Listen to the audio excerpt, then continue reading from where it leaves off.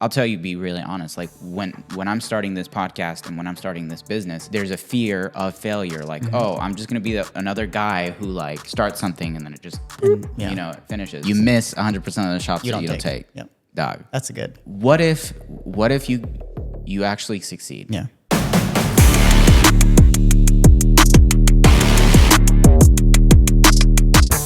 All right, welcome back to the podcast. This is the Nice Veins Bro podcast, the #1 personal development podcast for healthcare and wellness professionals. I am NENEPABLO, host of this podcast, registered nurse, and creator of Nice Veins Bro. And today, I have my brother with me again, which is great. I'm excited to be here. Yeah, so we're going to be talking about basically having a 2% mentality. I don't have the statistics. Yeah, I always have a problem with that word. I know every time I've listened to you. Yeah, and I always add the S at the end too. I don't have the statistics for that. That's correct. Oh, is it? I always want to say I don't have the statistic for it. That's the way you should say it. Well, it's like plural. Yeah. Statistics. Anyway, the 2% mindset is this idea that's in this book that I've been reading from a guy at our church. He wrote a book called Power to Thrive. And he talks about this idea that the 2% mindset is basically in all of the population, 98% of people live within their comfort zone. Mm-hmm. And then 2% are the people who go after it. They go for their dreams. They, live not necessarily on the edge, but like he basically has this. Here's the book. If you're looking on YouTube, you can see the cover. I'm holding it up. Did you mention the author? Yeah, Rich Cavaness is his name. A guy who goes to our church, cool guy, and he talks about living in your comfort zone and how it's kind of a self-created prison, is what he says. Mm-hmm. And so that's kind of what we're going to talk about and how it relates to people in healthcare, people in wellness, how we can take advantage of living the 2% life, living the life of embracing the uncomfortable things and how we can grow from them, because there's definitely going to be things in life that we're uncomfortable with. And so why not use it for our benefit? So he has a chart here that I'll put up on the screen whenever, like if you're watching this on YouTube, that you can see that he has this thing that says it's 2% mindset. People who are living in the 2% population are people who are going for their dreams. They have confidence. They're exploring new things. They're embracing the unknown. They're not running away from it, and so on. Acting in spite of fear. And the people who are within that circle of 98% of the population. Big number. Yeah, I mean that's a lot. So how can we live the 2% mindset? How can we do that? And why is it even good? What does it mean to live there, to live in that mindset? I think one of the biggest things is we have to recognize where we are, right? Self-awareness. So if you, I think a lot of times we just realize, I'm living this life and I'm just not fulfilled. What's the problem? What's happening? Why? And I think when we come to the realization of, hey, maybe it's because I'm not living that 2% mindset. Is I want something more. And so probably the first step would be just to realize where you are. Why is it a problem though why is it a problem to live a life in the 98%? Or is it a problem? That's a good question. But I think that's a good question. Well, that is a good question. But I think it's more than just can I live this life in the 98%. I think life begins outside of that comfort zone. Right? At the edge of that comfort zone is when life actually begins. So you're saying that people who live in the 98%, they're not really living life. They're not living the most fulfilled life that you can live. Yeah. Going to the gym is going out of your comfort zone, getting uncomfortable in that area. Because if you want to get fit, then you have to go outside of your comfort zone to wake up in the morning or go whenever you go and work out. That's not comfortable. There's no growth. There's no growth, right? So comfort zone is not jumping off a building or something. Comfort zones are as small as waking up a little earlier. Mm-hmm. That's uncomfortable. Being comfortable is I want to stay in bed. Yeah. Uncomfortable is getting up. Yeah. So those little steps are also considered, in my opinion, outside of your comfort zone. So if you want to really live life, do something that you really want to do, you have to live at that edge.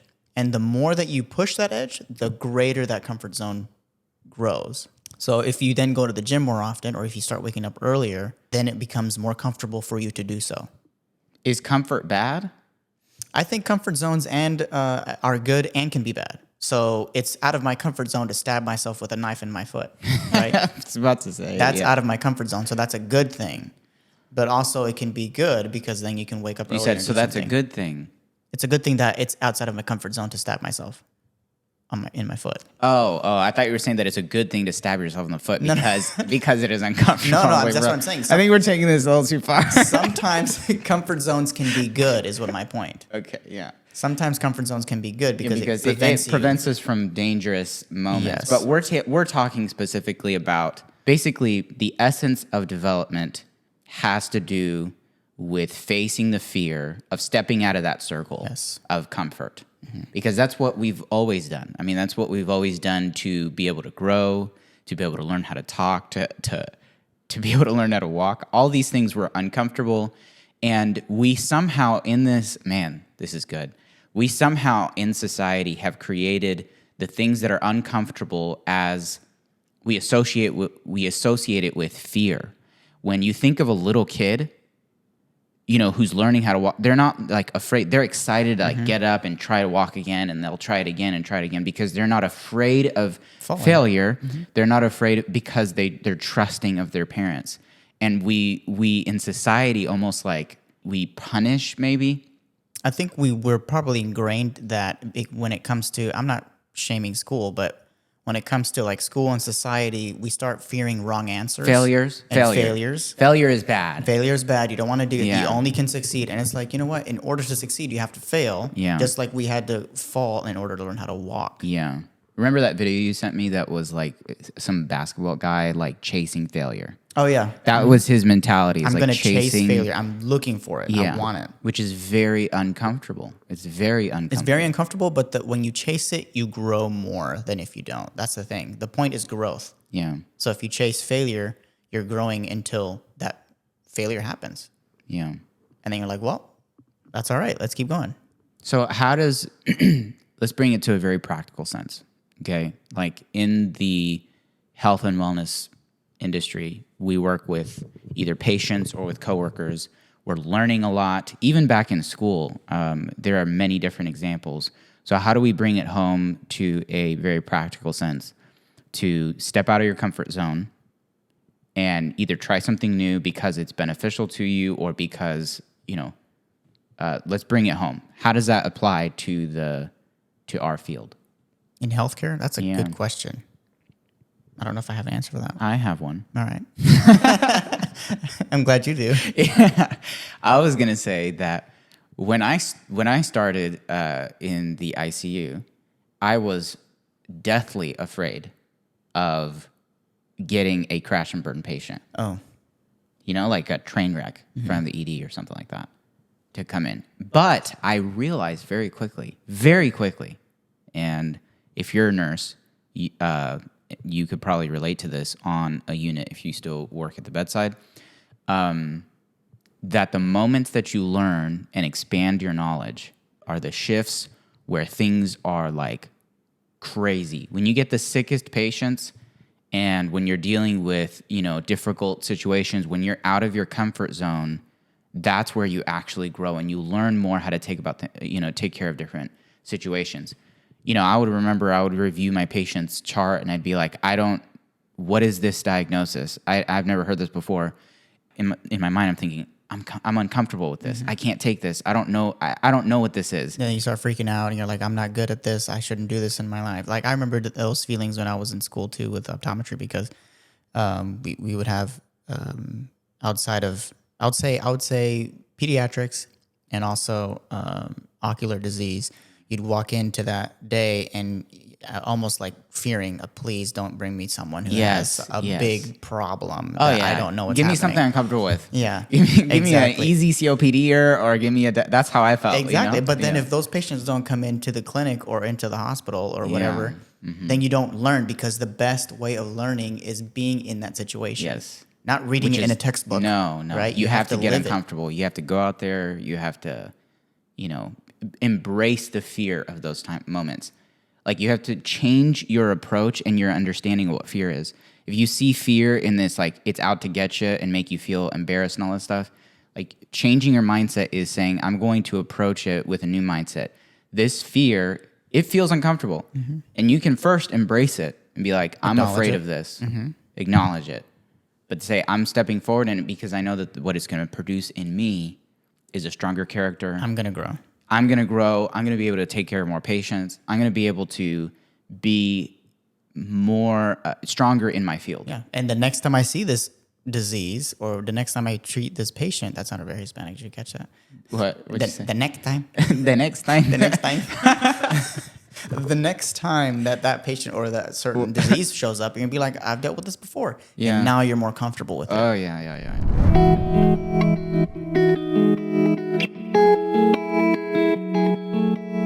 Hey, I just want to thank you for listening. It means the world to me, especially because at the time of this recording, I'm still only a couple months from starting this whole thing. So if you're interested in helping me build this brand even more, please share this podcast on your social media and grab some merch from the website at niceveinsbro.com. Got some great stuff there for sale. Send me a DM on Instagram and share some encouragement, some love, and some hate. I will welcome that too. But don't be shy. Talk to you soon.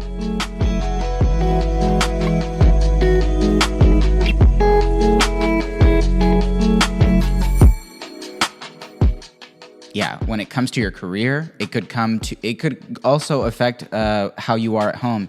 If you're very uncomfortable about talking about your emotions or, discussing some conflict that you've had with your spouse or something like that, you're very uncomfortable. Any situation like that helps you grow. And I know that it sounds like that's great. Put a nice bow on top of it and end the podcast and we're good. Yippee. Yeah, but I mean, when you start applying, okay, you know what? I'm afraid.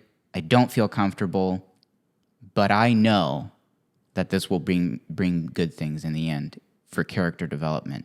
So I'm going to go with a good attitude and move forward.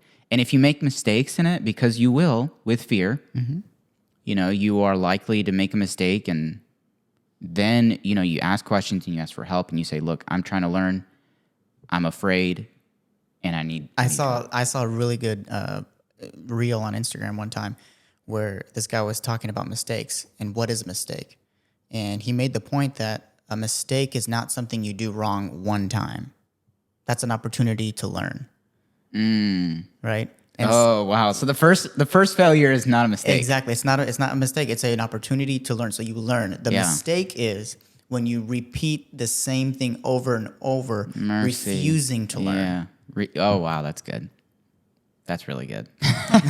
So I think that was a really good point he made. So, but I guess to kind of bring it home, if somebody's listening to this podcast and they're like, okay, I want to do that, like what would you tell them? How can I do that? How can I? What are some practical steps I can take to learn to get out of my comfort zone? I can only say what would have helped me. Because I'm not some guru. This is gonna help. These are the steps you got to take. I'm trying to learn along with everybody. I mean, we're getting this is uncomfortable. Right? Yeah, exactly. Starting this podcast, freaking is uncomfortable. Yeah, and comfort zones. This whole thing can be applied to healthcare and also small businesses, personal growth. All those things. Yeah. I mean, it goes beyond just health and wellness professionals, really, or your personal life. It also applies. But I would say what would help me is to understand fear. Understand what fear is and have a respect for it. Don't run away from fear. That feeling that you get when you start to get anxiety and all that stuff, we tend to automatically tell each other or tell ourselves that it's bad.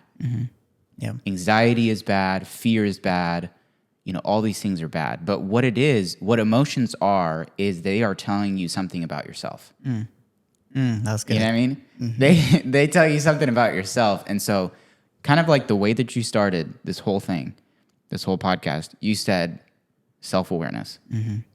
And when you start to feel fear about something or I can't do this, the immediate reaction, just try practicing this. The next time you start to feel fear, the next time you feel it, immediately think, okay, what is this fear trying to say about myself? Why am I afraid of it? And also, as soon as you feel that fear, ask yourself, why am I feeling it, and how can I spin it in a way that will make it positive? Mm-hmm. You know what I mean? Yeah. Because the same fear that you have of failure, it's a 50% chance. Like, I'll tell you, be really honest. Like, when I'm starting this podcast and when I'm starting this business, there's a fear of failure. Like, oh, I'm just going to be another guy who, like, starts something and then it just, it finishes. But there's if I give 50% chance of it failing, I've got to give that 50% chance of it succeeding. Yeah, it's like half full, half glass half full, half empty thing. Yeah, dog. Like, hey, what if you actually succeed? Yeah. So it's a matter of being optimistic with the view that you have of fear. The only guarantee you have is if you don't do it, you're not going to succeed. Yeah. So I'd take those odds. And you get 100% chance 100% of missing if you don't take the shot. Isn't that Michael Jordan? Michael Jordan. Michael Jordan. That. Mm-hmm. Yeah. You miss 100% of the shots that you don't take. Yep. Dog. That's good. That's good.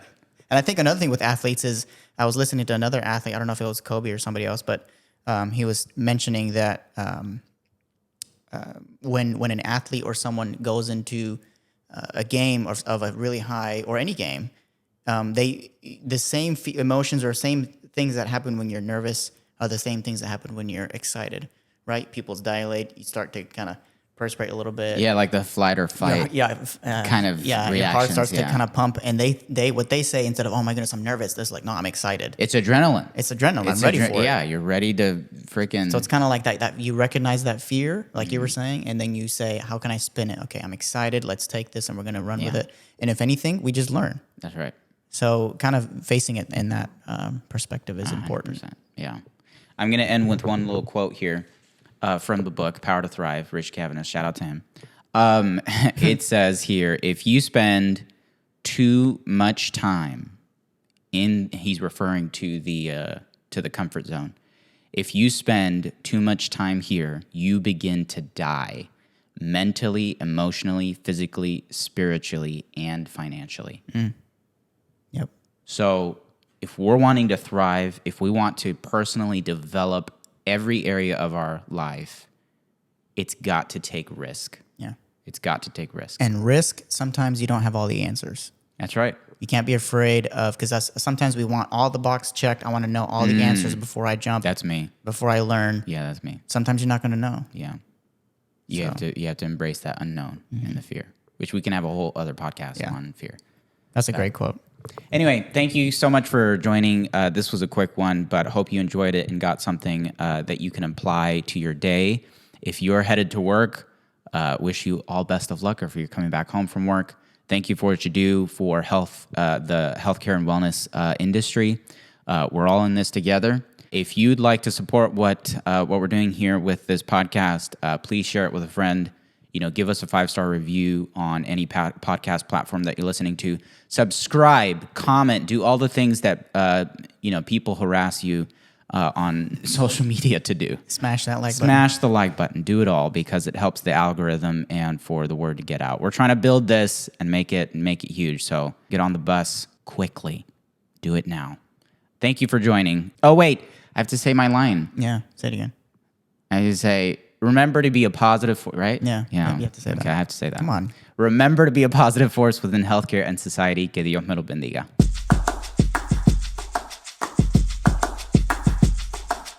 When I would listen to podcasts before I became a podcaster myself, I didn't realize how much leaving a 5-star review helped. And so now on this side, I just want you to know that it really does mean a whole lot when people review and share the content.